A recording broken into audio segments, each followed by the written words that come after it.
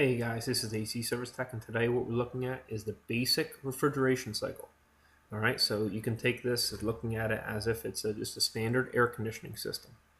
Alright, so you have two items that separate the low pressure and the high pressure on this system. And the one is the compressor that's up high, and then the other is the metering device where in this picture you see it's down low.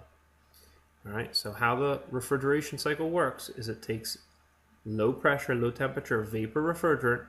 It comes into the compressor, and out of the compressor it comes out as a high temperature, high pressure vapor refrigerant.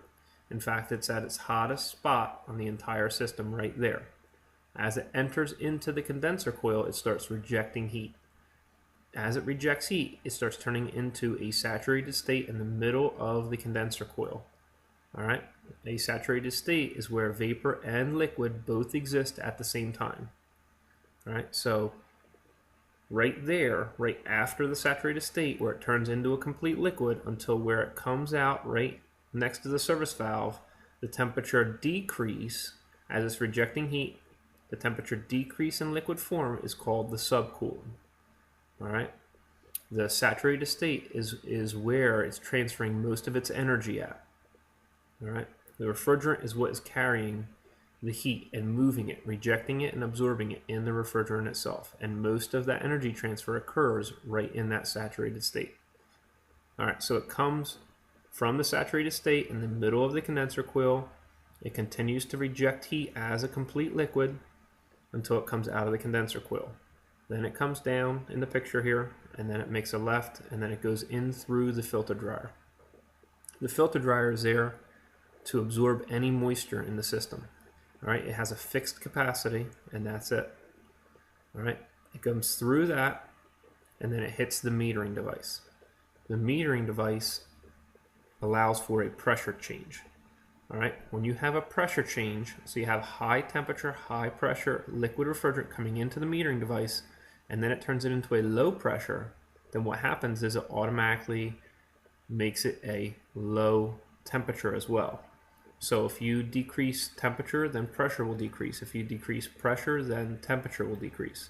So in this case, we have a high pressure, high temperature liquid refrigerant coming through and hitting the metering device. The metering device is only going to allow a small amount through, all right? And then it turns into a low pressure, low temperature, 80% liquid, 20% flash gas mix. But it's mainly going to be a low temperature, low pressure liquid.